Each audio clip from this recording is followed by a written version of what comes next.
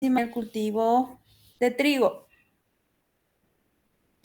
En el cultivo de trigo hay varias especies de insectos que pueden presentarse.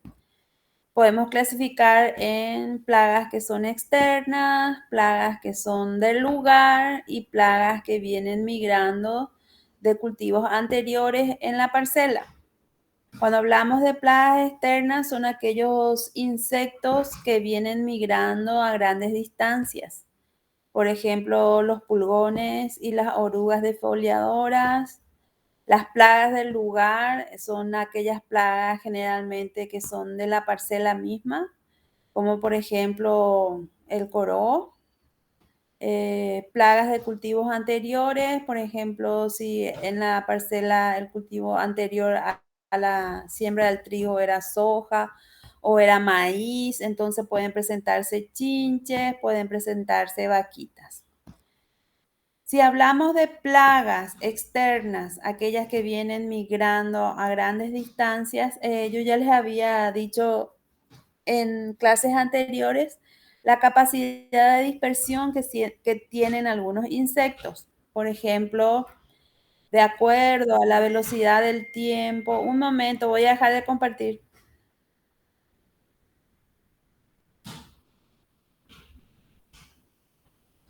Tengo que admitirle a alguien. Ay, ay.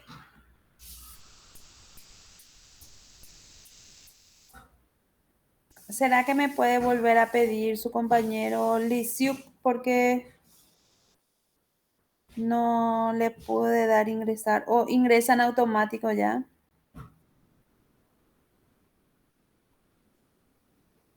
No tenés que aceptarle, profe.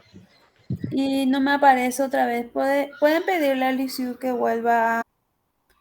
Estábamos hablando de la capacidad de dispersión que tienen algunos insectos. Por ejemplo, dependiendo de la velocidad del viento, del tamaño del insecto, etcétera. Los pulgones, por ejemplo, pueden esparcirse hasta o dispersarse hasta 1000 kilómetros. Las mariposas hasta 200 y los chinches, gusanos blancos y vaquitas hasta 5 kilómetros. Cuando hablamos de pulgones en cultivo de trigo, nosotros podemos hablar de un complejo de áfidos. ¿Por qué les hablo de complejo? Porque son varias las especies que se están presentando. Pueden haber, por ejemplo, pulgones de ataque temprano, digámosle, cuando el cultivo del trigo está recién sembrado, puede presentarse el pulgón de la raíz, el pulgón de la hoja. Cuando el cultivo del trigo está macollando, puede haber pulgón verde. Y después en la etapa reproductiva del cultivo puede haber especies de pulgones como Citobium avenae, que es el pulgón de la espiga. ¿Qué causan estos insectos en el cultivo de trigo?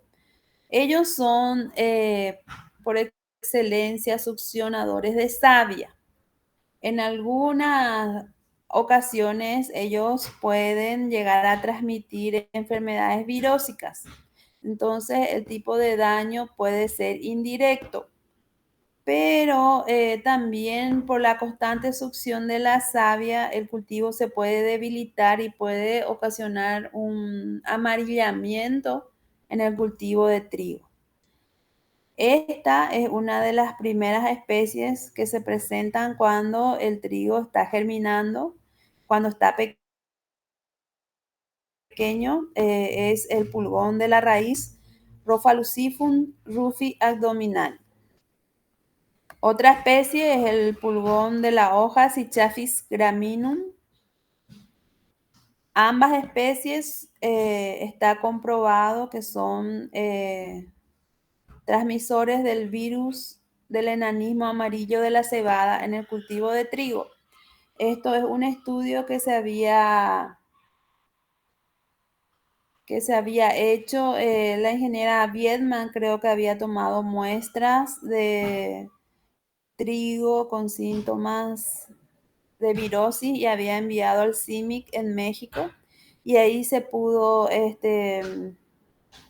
digámosle que identificar cuáles eran las especies vectoras de este virus. Entonces salieron tanto el Rofalucifum rufiae-dominales como el Cichafis graminum como transmisores del virus del enanismo amarillo de la cebada. Cuando esta especie ataca en la etapa reproductiva el pulgón de la espiga, Cistobium avenae, lo que ocasiona generalmente es una pérdida de la calidad de la semilla. Pierde el vigor, pierde el poder germinativo, pierde la calidad harinera de estos trigos.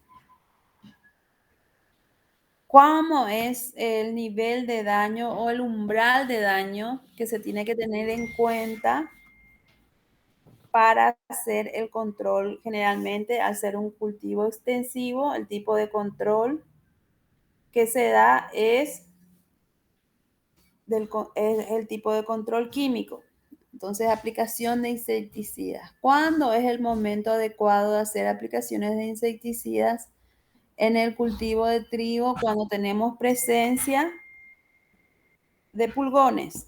Si se trata del Cichafis graminum, que es el pulgón de la hoja, si nosotros hacemos un monitoreo del cultivo y encontramos 10 pulgones por planta, o si está ya nuestro trigo en etapa reproductiva y llegamos a encontrar 10% de espigas monitoreadas con presencia de pulgones. En este caso ya no importa si es un pulgón, 10 pulgones, 20 pulgones.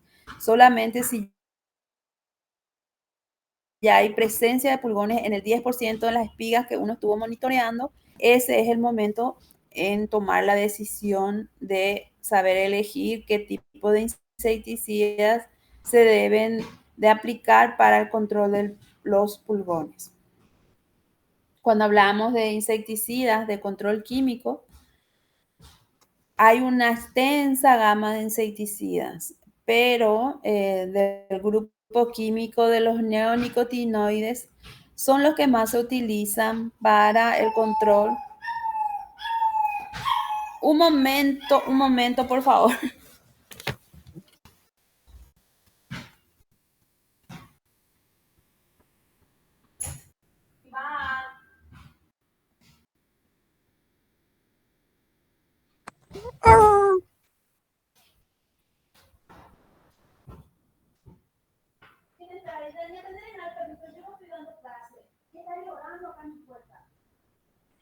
Oye, ya, oye, ya. Disculpen, tenemos un perrito nuevo acá en la casa, Cheyucata, nació ya es feo. Y bueno, Pobrecito, profe. en serio, horrible, se para así su oreja, parece esos Dumbo, bulldog francés, parece que, no sé, mi hijo me cayó con ese perro, no, y llora, acá encima duerme entre mis zapatos para colmo. Bueno, disculpen. Estamos con control químico de pulgones. El del grupo de los neonicotinoides es lo que más se utiliza, que funciona para insectos chupadores.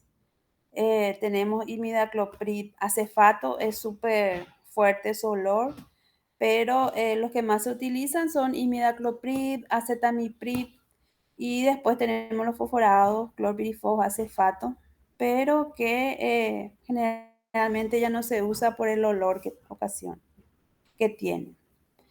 La ventaja en el cultivo de trigo es que a medida que se presentan los pulgones, también hay presencia de enemigos naturales.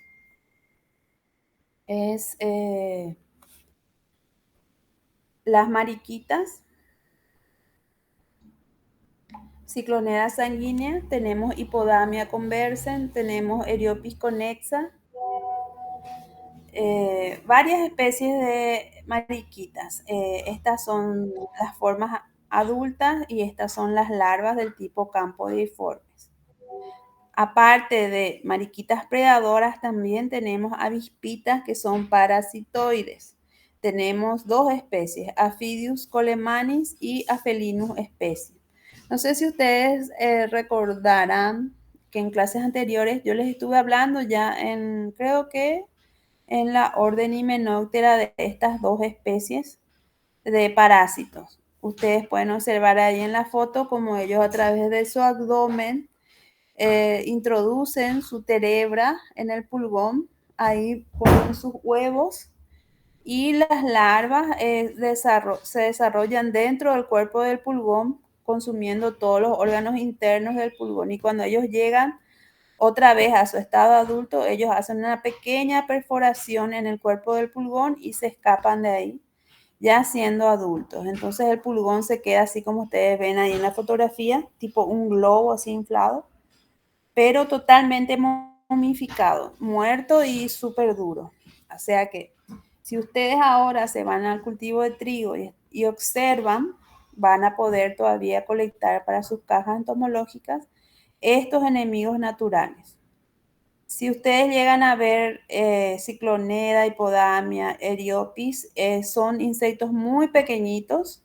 Esos vamos a estar poniendo en triángulos. Y si ven sus larvas, que son estas, vamos a estar poniendo en alcohol 70%. Otra plaga que puede llegar a ocasionar grandes daños en el stand de plantas de trigo es la plaga de suelo, coro de las pasturas, Diloderus arderus. Ustedes pueden ver acá, esta es una foto en Pirapó, donde esta larva tiene la capacidad, una sola larva, de consumir 10 plantas por hilera. Entonces, es muy voraz. Estos son los adultos. Esta es la hembra. El macho tiene el cuernito que sale del pronoto. Y ellos generalmente primero consumen la raíz del trigo. Después ellos introducen en su nido toda la planta y entonces ellos van destruyendo así todo el stand de plantas.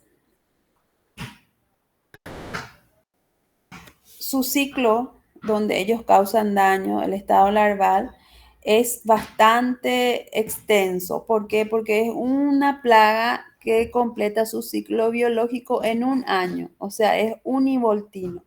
Entonces, en su estado donde ellos consumen las raíces, va desde los meses, aproximadamente desde junio hasta septiembre. Entonces, una larva de coro, como ya les había dicho, ellos consumen 10 plantas. ¿Cómo es el nivel de daño para tomar la decisión de realizar un manejo de esta plaga? Generalmente se toma 1 metro cuadrado, o sea, un cuadrado, ¿verdad? Medio metro por medio metro, y se cava. Generalmente esta plaga se encuentra a una profundidad de 20 a 50 centímetros de profundidad. Entonces, si nosotros llegamos a encontrar en 1 metro cuadrado entre 2 a 5 larvas, ese es el momento en que tenemos que decir: no voy a sembrar trigo, no voy a sembrar maíz porque tiene preferencia por las gramíneas. Entonces voy a hacer una rotación con algún abono verde solo en esa zona porque la expansión de esta plaga no es muy grande. Entonces son pequeños manchones que se presentan en la parcela y en esa parte es donde nosotros tenemos que hacer una rotación de cultivos.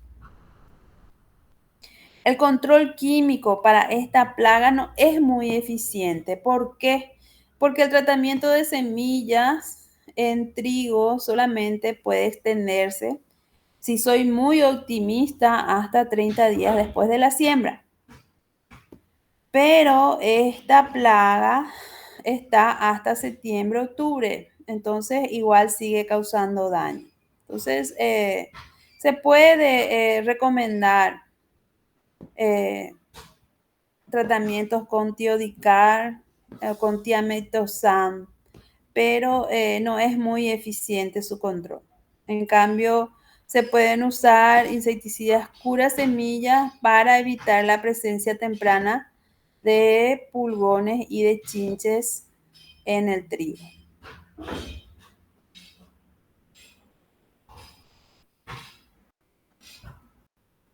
De acuerdo a las condiciones climáticas. Nosotros acá en Paraguay, allá por junio, julio, se presenta el famoso veranillo de San Juan, ¿verdad? Entonces, si es que hace calor, hay suficiente humedad, pueden llegar a presentar hojas defoliadoras en el cultivo. Si tenemos, por ejemplo, la oruga del trigo, Pseudaletia sequat, podemos tener también la presencia de Spodoptera frugiperda o también el gusano de las pasturas, Mosis latifes, que ocasionan daños defoliando y disminuyendo el área foliar en el cultivo de trigo.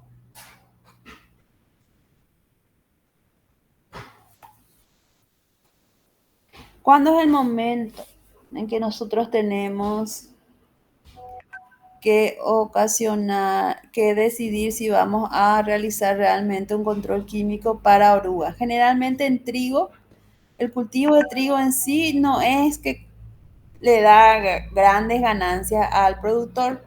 Entonces es ahí donde nosotros con nuestra capacidad de profesionales tenemos que tomar las decisiones si es que vamos a llegar a controlar o no los diferentes tipos de plagas que puedan presentarse en el cultivo.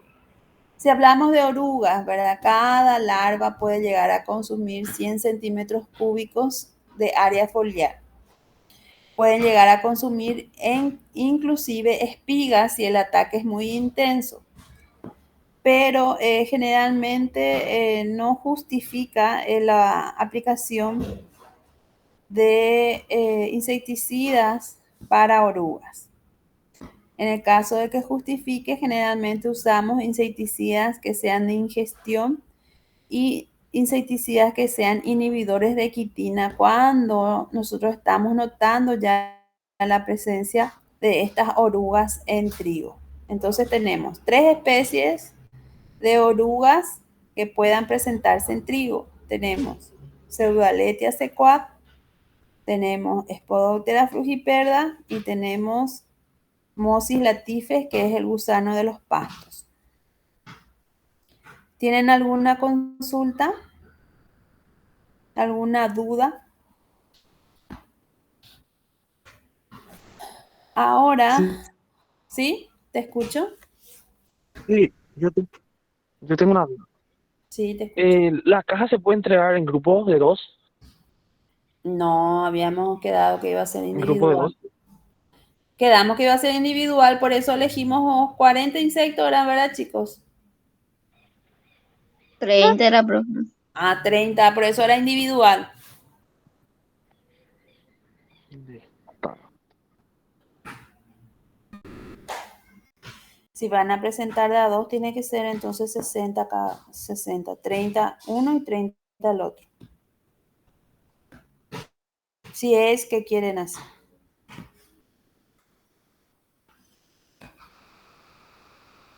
¿Puedo continuar? Sí, pues, Ahora, en el cultivo de trigo, en los inicios del cultivo o en la etapa reproductiva, tenemos la presencia de chinches también que atacan al cultivo. Generalmente los insectos se vuelven polífagas tratando de sobrevivir en el campo. Entonces, hay algunos chinches que vienen de cultivos anteriores, como por ejemplo la soja o abonos verdes como la vicia. Entonces tenemos presencia de un chinche que se le llama barriga verde.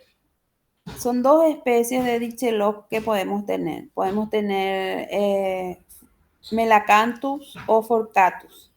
Actualmente ya no se usa como nombre científico Dichelof, sino que se le cambió el nombre, ahora se dice Diceraus. Pero ustedes pueden encontrar aún en bibliografías con el nombre de Dichelof al chinche barriga verde. ¿Por qué se le dice chinche barriga verde? La verdad que si ustedes le ven así desde arriba, ¿verdad? Tiene un color marrón y tiene unos espinos en la parte dorsal de su tórax.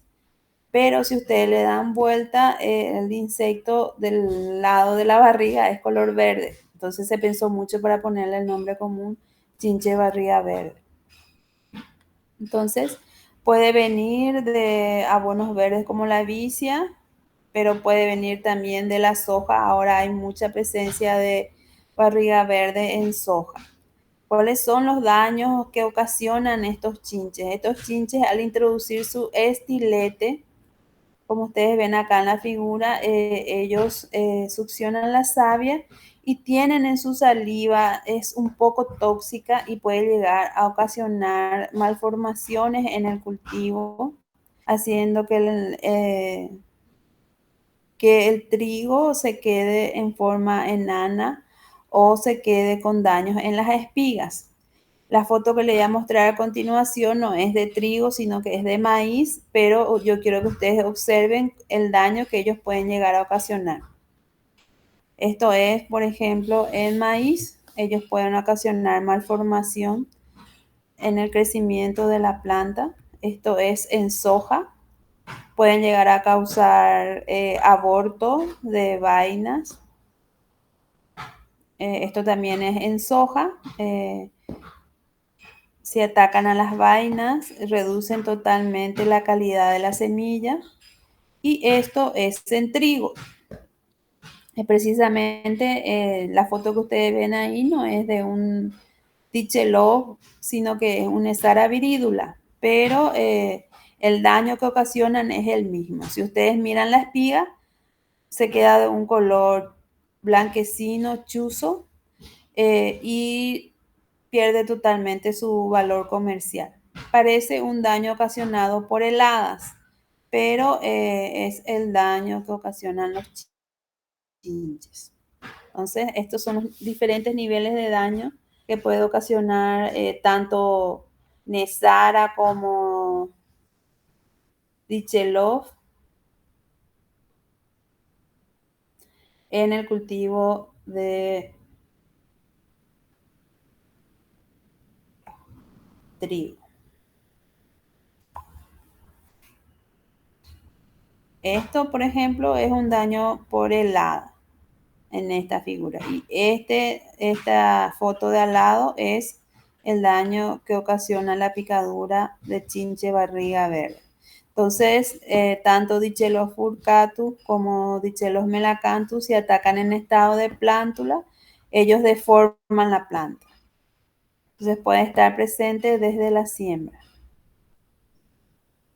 ¿Cuál es el manejo que se le da a esta plaga? Sí o sí, todos nuestros cultivos nosotros tenemos que estar haciendo un monitoreo desde la siembra hasta que llega al estado de maduración de nuestros cultivos.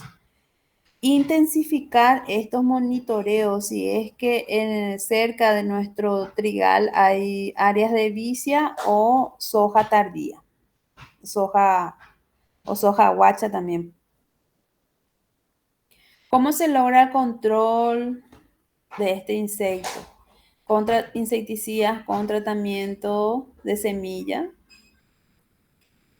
cultivos trampas. Por ejemplo, cuando hablamos de cultivos trampas, nosotros tenemos nuestra parcela de trigo y alrededor de nuestra parcela de trigo nosotros sembramos 4 a 5 hileras de un cultivo que pueda ser atrayente a la barriga, al chinche barriga verde. Entonces ellos generalmente empiezan su ataque por el borde del cultivo. Entonces ellos primero atacan al cultivo que es el cultivo trampa.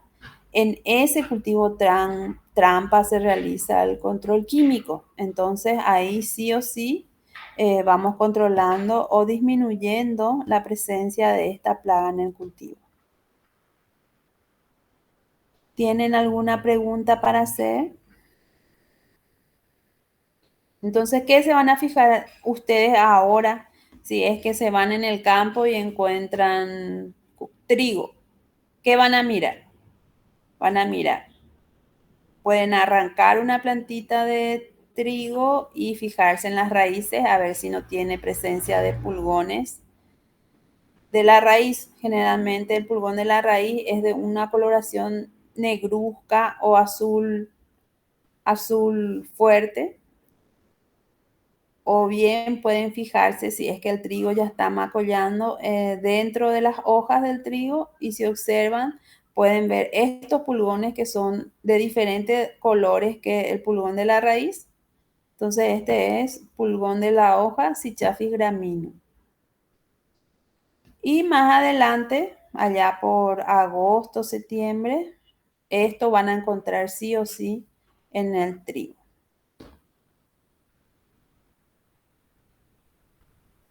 Profe, ¿eso sirve para la caja también? ¿O es muy chico ya? Claro que sirve. En los frasquitos, ¿verdad? En los frasquitos, en alcohol 70%, porque no le vas a poder hincar con ninguna. Sí. Dale, profe. Bueno, vamos con otro cultivo, ¿sí?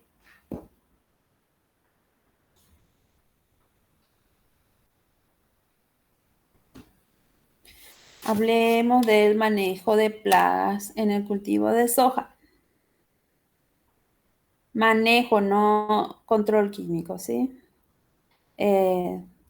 Todos nuestros cultivos de soja, tanto en la región oriental como ahora el Chaco, se está expandiendo este cultivo, está bajo el sistema de siembra directa.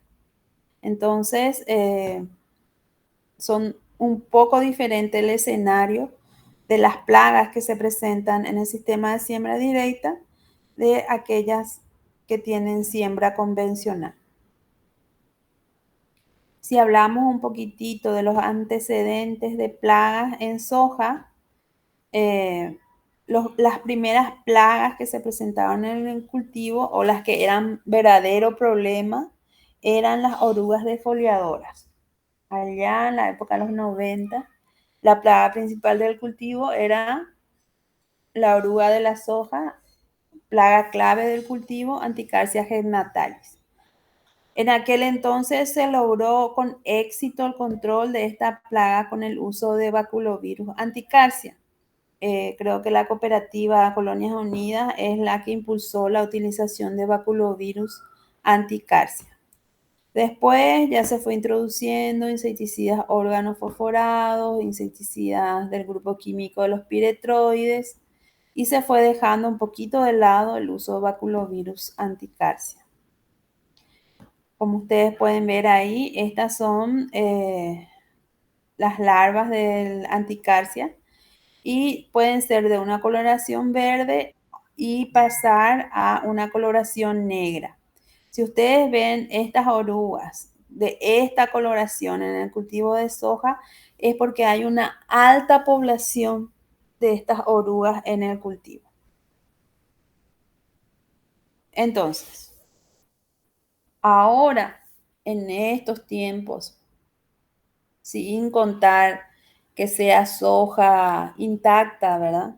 Si es que es convencional, pero casi nadie ya utiliza soja convencional, pero algunos semilleristas aún utilizan. Entonces, para llegar a controlar el complejo de orugas defoliadoras en soja, generalmente se hacen 3 aplicaciones de insecticidas y van pasando por diferentes grupos químicos. Se hace rotación de grupos químicos de insecticidas para de esta manera evitar que haya una resistencia a insecticidas de parte de la plaga. Cuando se presenta Anticarsia gemmatalis, abarca todas las áreas sojeras. Generalmente se ubican en el departamento de Itapúa, Alto Paraná, casi toda esta zona, Misiones, en casi todas las parcelas donde hay soja se puede llegar a presentar esta plaga.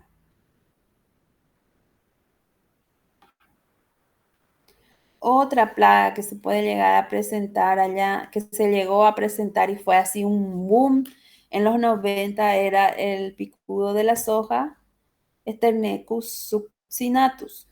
Entonces, es un coleóptero que tanto el adulto como su larva ocasionan daños en el cultivo. Les voy a mostrar esta foto. Esta es una foto que se tomó en Pirapó cuando la soja era plántula, aún estaba en B5 por ahí. Y se llegó a encontrar casi 20 adultos del picudo por una sola plantita de soja. ¿Cuál es el daño que ocasiona? El adulto, por ejemplo, deshilacha el tallo principal de la soja para que la hembra pueda introducir sus huevos dentro del tallo de la soja. Entonces, esto hace que se debilite la planta y si hay un viento fuerte, generalmente se quiebra. ¿Qué manejo se le dio a la Sternecus? Se optó por hacer rotación de cultivos, ya que se dieron cuenta que el Sternechus no tenía preferencia, o sea, no se alimentaba del maíz, no se alimentaba del girasol, no se alimentaba del milleto. También se llegaron a utilizar cultivos o franjas trampas. Les vuelvo a repetir cómo funciona esto. Entonces, alrededor de nuestro cultivo principal, generalmente se hace una siembra temprana, o sea, primero se siembra el cultivo trampa y después el cultivo principal y generalmente con especies vegetales que sean atrayentes para nuestra plaga objetivo. En este caso, Sternecus tiene preferencia por soja, poroto. Entonces se hace siembra de estos cultivos y cuando nosotros notamos la presencia en el cultivo trampa de nuestra plaga objetivo, ahí se realiza control químico solamente sobre la franja trampa. También se recomienda uso de cura semillas o destrucción de las plantas que presenten agallas. Pero el uso de cura semilla actualmente ya no es más factible porque esta plaga anteriormente se presentaba con las primeras lluvias en el mes de noviembre, pero ahora su presencia se extendió hasta los meses de diciembre y enero. Un momentito, voy a ver quién quiere ingresar. Hola, hola,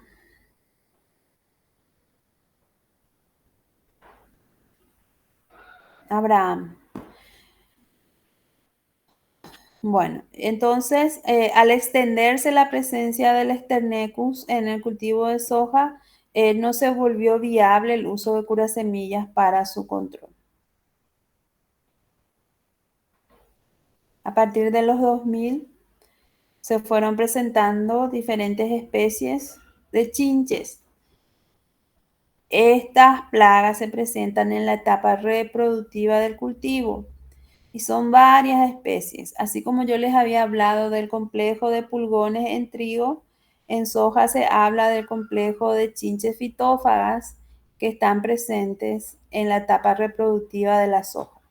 Tenemos el chinche verde, Nesara viridula. Tenemos el chinche verde pequeño, Pseudomonas gildini. Tenemos el que predomina más en presencia, el chinche marrón, Euchistus eros. Tenemos el chinche de alas negras, Edesa meditabunda, y tenemos el chinche acrosternum, su nombre científico es Chinavia, especie. Entonces, actualmente la especie más predominante es el chinche marrón.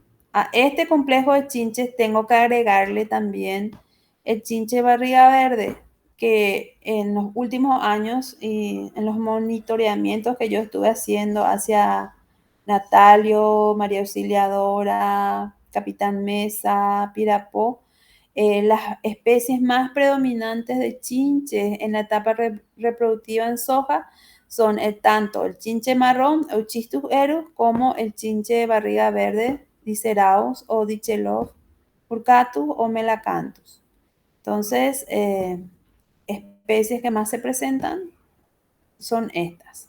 ¿Cuál es el daño que ocasionan los chinches? Los chinches, al introducir su estilete en las vainas, hacen que las semillas pierdan su valor comercial, se vuelvan arrugadas, chochas, pierdan su poder germinativo, pierdan su tenor de aceite, entonces ahí directamente pierden su valor comercial. Entonces el daño que ocasionan los chinches son daños directos. También ocasionan una enfermedad que se llama soja loca. ¿Por qué? Porque ellos al introducir su estilete, ellos tienen saliva muy tóxica y causan ciertos desórdenes fisiológicos en la planta. Entonces la planta no llega a su estado de maduración y se queda siempre verde. Entonces se le denomina soja loca. ¿Por qué? Porque a la hora de la cosecha, a su alrededor ya está todo maduro como para cosechar, y esa zona donde tuvo un ataque intenso de los chinches continúa estando de una coloración verde. Al ser un cultivo extensivo, lo que más se utiliza es control químico. Yo acá les puedo hablar de millones de insecticidas. Yo no me voy a casar con ninguno, pero a manera de citarles, tenemos varias especies, varios tipos de insecticidas. Tenemos las que más se utilizan ahora son las que vienen en mezcla de dos ingredientes activos. Generalmente los neonicotinoides son los que más funcionan para insectos chupadores, y generalmente se hace una mezcla con otro ingrediente activo que sea del grupo de los piretroides, de los fosforados, para al hacer una aplicación, por ejemplo, controlar tanto presencia de chinches como presencia de orugas. Están presentando varias plagas que se están convirtiendo en plagas importantes en la soja. Por ejemplo, hace unos años hubo la presencia de especies, al tener, por ejemplo, el uso excesivo de soja transgénica, soja intacta, entonces se eliminó el problema que eran las orugas defoliadoras. Pero ¿qué pasó? El gen de resistencia a lepidópteras llegaba solamente a proteger el área foliar de la soja y no protegía las vainas de la soja. Entonces, estos insectos, que son creo que más inteligentes que nosotros, empezaron a atacar a las vainas. Entonces hubo especies de orugas que atacaban las vainas, y ahí empezamos a tener problemas con Spodoptera eridania, Spodoptera cosmioides, empezamos a tener problemas con Helicoverpa, infestaciones bastante importantes, Helicoverpa armígera, atacando las vainas. Entonces, estas plagas empezaron a venir desde el Brasil, y las primeras zonas que empezaron a tener problemas con estas plagas fueron aquellos departamentos que están limítrofes con el Brasil.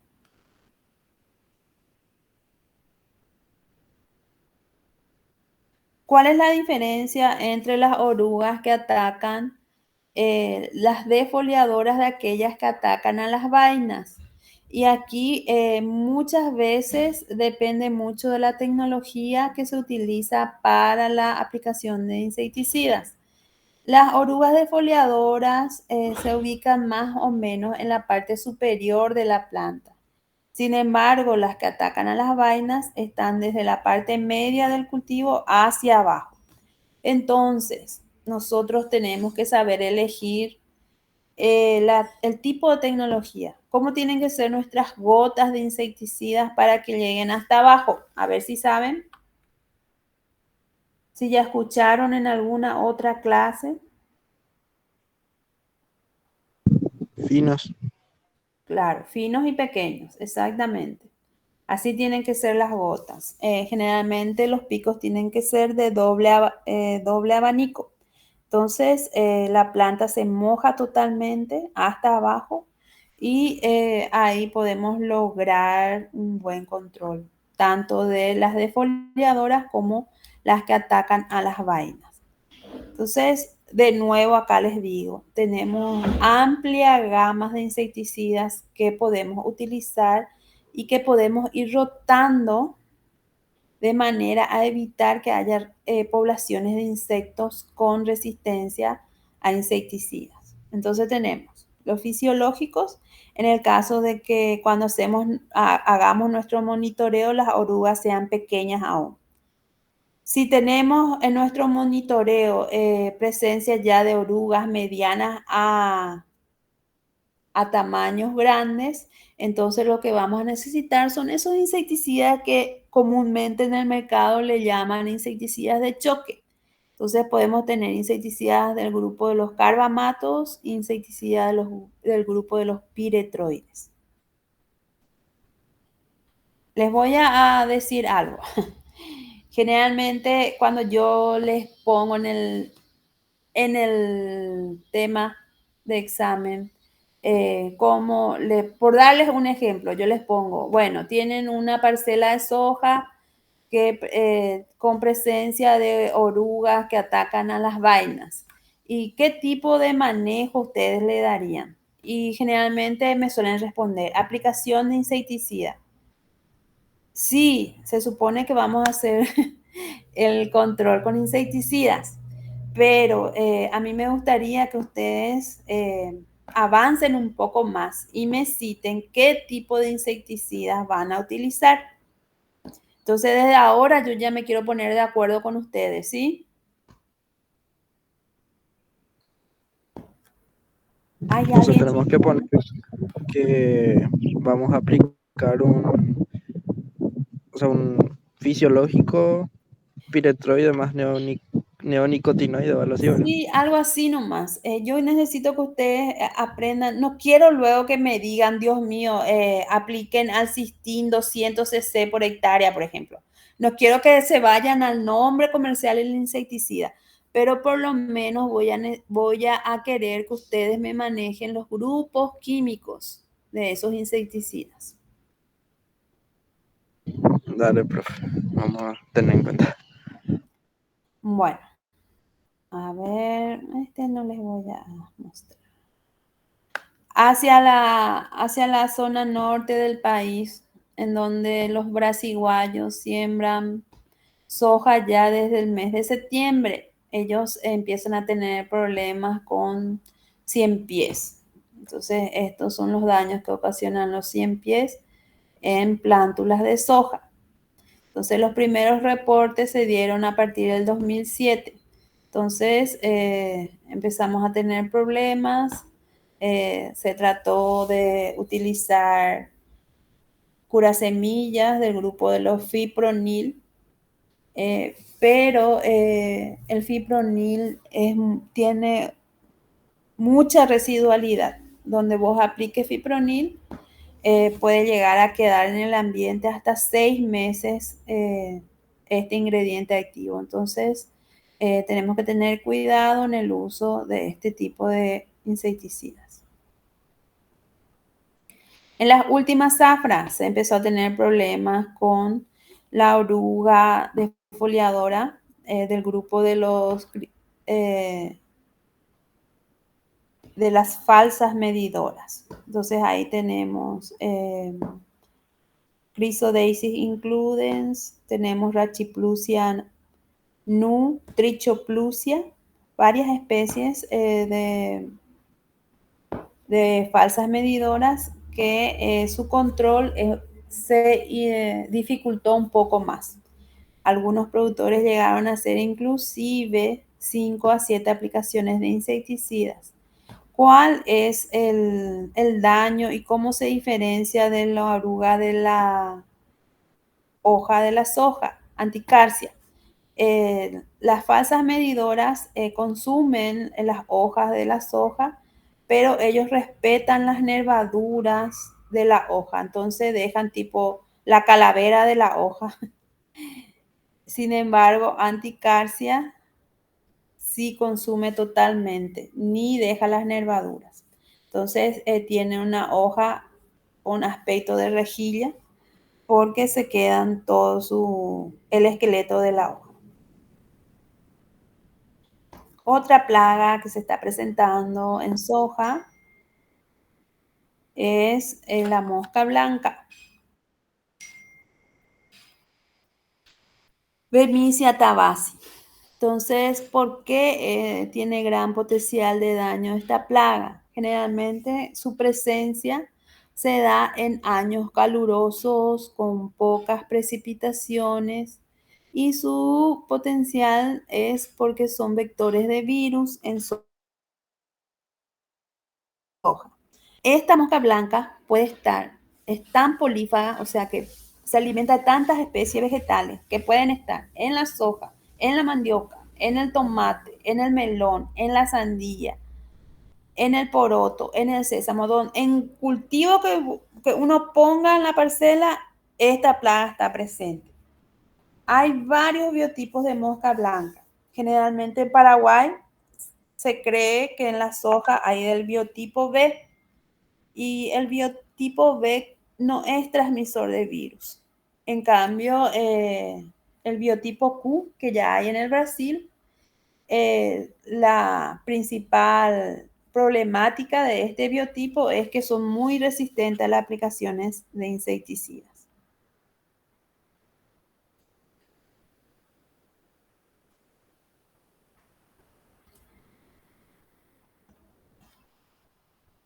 Las ninfas. Nosotros ahora en el laboratorio estamos haciendo el conteo de ninfas, porque desde que son ninfas y están ubicadas en vez de las hojas, ellos van succionando la savia de la planta. Se trata con varios tipos de insecticidas para controlar a la mosca blanca, pero no estamos teniendo éxito.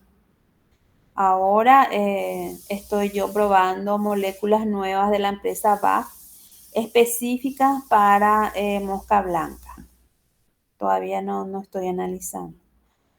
Otra plaga que se puede presentar en épocas de alta temperatura y pocas precipitaciones son los ácaros. Tenemos el ácaro rojo, Tetanichus urtice. Tenemos el ácaro blanco, Polygotarsonemus latus. Y otra especie que no me recuerdo su nombre científico. Son 3 especies las que se presentan en soja. ¿Cuál es el daño que ocasionan estos insectos? Ellos, al succionar la savia, hacen que las células vegetales donde ellos van succionando la savia se torne de un color bronceado y haya caída prematura de las hojas en soja. Entonces se disminuye el área foliar. Al disminuir el área foliar, hay menos formación de vainas. ¿Cómo es que se da el manejo de estas plagas en soja? La clave está en hacer monitoreos semanales, en llevar un historial de las plagas que se presentan en el cultivo, qué insecticida se utilizó, cómo se hizo la rotación de los grupos químicos, qué metodología de monitoreo se utilizó, cuáles fueron las decisiones que se tomaron para el manejo de la plaga, no utilizar subdosis, sobredosis, la hora de aplicación, el tipo de gota que se utiliza, muchos factores a tener en cuenta en el control químico para el éxito del manejo de estas plagas. Entonces tenemos uso de paño, principalmente para hacer el monitoreo. En soja también tenemos el uso de enemigos naturales, tenemos el uso de baculovirus, tenemos avispitas, que son parásitas de la masa de huevos de chinches. Tenemos chinches que son predadoras de orugas, en este caso Podisus. Tenemos otros tipos de avispas que causan muerte, de la oruga. Tenemos enfermedades que se presentan en forma natural. En nuestros veranos muy húmedos tenemos presencia de nomuria.